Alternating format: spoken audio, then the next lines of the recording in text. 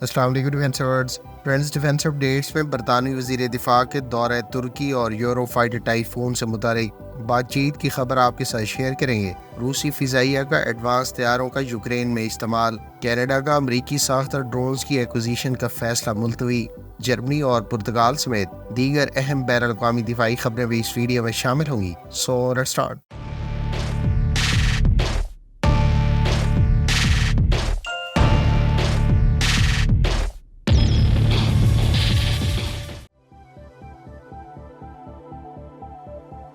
France برطانیہ کے وزیر دفاع نے گزشتہ روز ترکی کا سرکاری دورہ کیا ہے۔ اس دورے کے دوران انہوں نے ترک وزیر دفاع کے ساتھ ملاقات کی اور باہم دلچسپی کے امور پر تبادلہ خیال کیا۔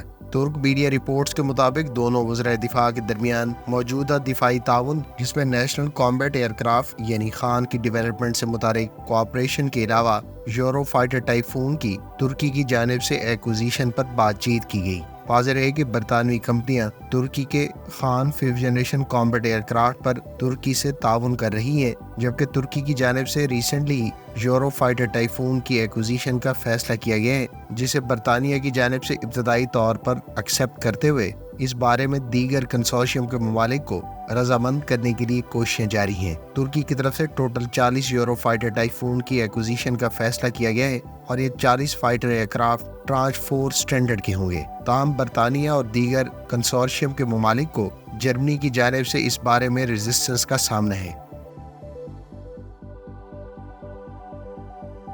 فرانس روس کے بارے میں رپورٹس ہیں کہ اس کی ایئر فورس نے اپنے MiG 35 فائٹر ایئر کرافٹ کو یوکرین میں استعمال کرنا شروع کر دیا ہے۔ روسی ایئر فورس کا MiG 35 دراصل MiG 29 کا ایڈوانس ویرینٹ ہے اور یہ پہلی مرتبہ ہے کہ اس ایئر کرافٹ کو یوکرین میں استعمال کیے جانے کی رپورٹس منظر عام پر آئی ہیں۔ روس کے MiG 35 نے فرسٹ فلائٹ 2016 میں لی تھی اور اس کو فرسٹ ٹائم 2018 میں آرڈر کیا گیا تھا۔ اس وقت اس کے کچھ ہی یونٹس روسی ایئر فورس کی سروس میں موجود ہیں جو پری میس پروڈکشن میں سے ہیں۔ دوسری جانب روس کی یونائٹڈ ایئر کرافٹ کارپوریشن نے اب سے چند روز پہلے مزید Su-35S اور Su-34 طیارے روسی ایئر فورس کو ڈیلیور کیے ہیں۔ MiG 35 کو 4++ جنریشن قرار دیا جاتا ہے اور اس میں نہ صرف RD-33M کے لیٹسٹ جنریشن کے انجن کا استعمال کیا جا رہا ہے، بلکہ اس میں new infrared search and track system بلکہ AESA ریڈار کے بھی استعمال کیے جانے کی رپورٹس ہیں۔ پرتگال نے اپنی نیوی کو مزید سٹرینتھن کرنے اور چند لیڈنگ ممالک کی لیگ میں شامل ہونے کا فیصلہ کیا ہے۔ پرتگال اپنی نیوی میں لینڈنگ پلیٹ فارم شپ شامل کرے گا اور اس کا فیصلہ دراصل اس کی نیوی کی ماڈرنائزیشن پروگرام کے تحت کیا گیا ہے۔ اس ماڈرنائزیشن پروگرام میں 80% ایجنگ شپس کو ریپلیس کرنا اور ملٹری کے علاوہ کوسٹ گارڈ کی صلاحیتوں میں بہتری لانا شامل ہے۔ اس شپ کو لینڈنگ ہیلی کاپٹر ڈاک کے علاوہ انمینڈ ایریل وہیکلز کی لینڈنگ اور ٹیک آف کے لیے بھی استعمال کیا جا سکے گا۔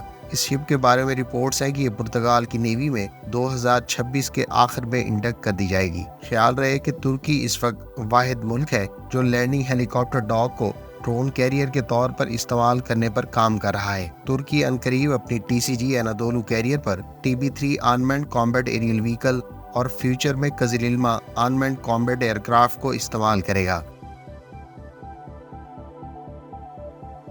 کینیڈا کی طرف سے امریکہ سے $3 ارب سے زائد مالیت کے MQ-9 ڈرونز کی ایکوزیشن کا فیصلہ ملتوی کر دیا گیا ہے۔ کینیڈا نے 2025 سے 28 کے درمیان $3.6 ارب کی لاگت سے امریکی ساختہ MQ-9 ڈرونز ایکوائر کرنے کا ابتدائی طور پر فیصلہ کیا تھا۔ تاہم اس کے ان ڈرونز کو آرکٹک ریجن میں ڈپلائے کرنے کے حوالے سے اس ڈرون کو درکار ایڈیشنل ڈیولپمنٹ ورک کو لے کر اس منصوبے کو ملتوی کر دیا گیا ہے۔ میڈیا رپورٹس کے مطابق کینیڈین ساختہ electro optical and infrared sensor کے اس ڈرون کے ساتھ انٹیگریشن ورک کو بھی اس سلسلے کی ایک اہم ڈیولپمنٹ بتایا گیا ہے۔ کینیڈا کے لیے ان ڈرونز کے ساتھ ویسکیم کے MX-20 electro optical and infrared sensor کی پلیٹ فارم کے ساتھ انٹیگریشن اور استعمال پر کام کیا جا رہا ہے۔ تاہم میڈیا رپورٹس کا کہنا ہے کہ کینیڈا کی جانب سے اس ڈرون کی ایکوزیشن کو ملتوی کیے جانے کے باوجود اس سال کے آخر تک کینیڈا اور امریکہ کے درمیان اس بارے میں باقاعدہ کانٹریکٹ سائن کر دیا جائے گا۔ جرمنی نے یوکرین کے ایئر ڈیفنس نظام کو مزید سٹرینتھن کرنے کی غرض سے اسے additional patriot missile system provide کرنے کا فیصلہ کیا ہے۔ یہ بات جرمنی کے یوکرین میں تعینات ایمبیسڈر کی جانب سے گزشتہ روز ہی کیا گیا ہے۔ جرمنی اس سے پہلے اپنے ملکی سطح پر تیار کیے جانے والے IRIS-T short range surface to air missile system بھی یوکرین کو بڑی تعداد میں پرووائڈ کر چکا ہے، اور یہ دوسری مرتبہ ہے کہ patriot air defence missile system Germany کی جانب سے یوکرین کو پرووائڈ کیے جانے کا اعلان کیا گیا ہے۔ اس سے پہلے جرمنی نے اپریل 2023 میں جرمنی کو امریکی ساختہ patriot air defence missile system provide کرنے کا اعلان کیا تھا، جبکہ خود امریکہ اور نیدرلینڈز کی جانب سے بھی patriot air defence missile system Ukraine کو دیے جا چکے ہیں۔ نیدرلینڈز نے ٹوٹل 2 پیٹریاٹ لانچرز اور امریکہ کی جانب سے 1 پیٹریاٹ بیٹری یوکرین کو پرووائڈ کی جا چکی ہے۔ Patriot air defence missile system کے بارے میں رپورٹس ہے کہ یہ 160 کلومیٹر کے ڈسٹنس پر مختلف نوعیت کے ایریل تھریٹس کو ٹریک کر سکتا ہے اور 100 کلومیٹر سے زائد کی رینج پر انہیں انٹرسیپٹ کرنے کی صلاحیت رکھتا ہے۔ گو کہ میڈیا رپورٹس میں patriot air defence missile system کے بارے میں رشین تھریٹس کو انٹرسیپٹ کرنے کی رپورٹس سامنے آ چکی ہیں، تاہم اس بارے میں آزاد ذرائع سے ابھی تک تصدیق نہیں ہو سکی۔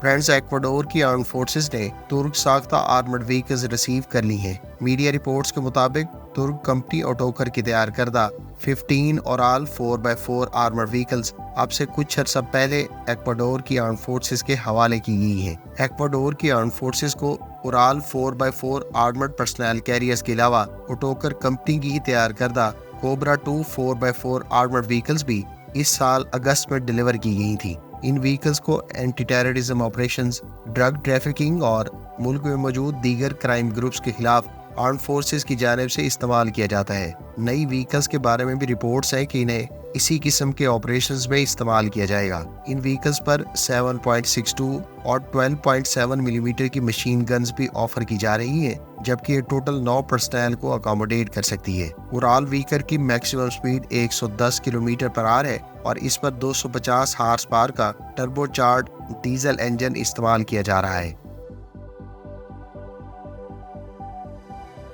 ملائیشیا کے ڈیفنس منسٹر کی جانب سے ملائیشین نیوی کے لیے ترک ساختہ شپس کی ایکوزیشن کا باقاعدہ اعلان کر دیا گیا ہے۔ STM اسفات اور ڈیئرسن کمپنیز کی تیار کردہ مختلف شپس ملائیشین نیوی کو آفر کی گئی تھی، اور ملائیشین نیوی نے حال ہی میں LMS بیس 2 ٹینڈر کے تحت ترک ساختہ شپس کا ہی انتخاب کیا ہے۔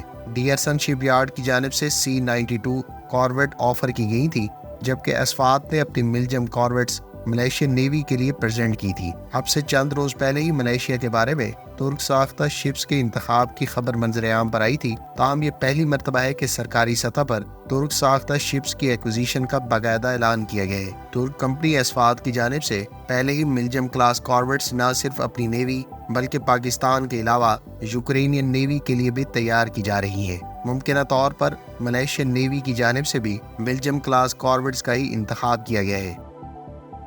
فرینڈز، یہ تھی آج کی ڈیفنس اپڈیٹس۔ امید ہے اس ویڈیو سے آپ کی معلومات میں اضافہ ہوگا۔ ملتے ہیں نیکسٹ ویڈیو کے ساتھ، اپنی دعاؤں میں یاد رکھیے گا۔ اللہ حافظ۔ پاکستان زندہ باد۔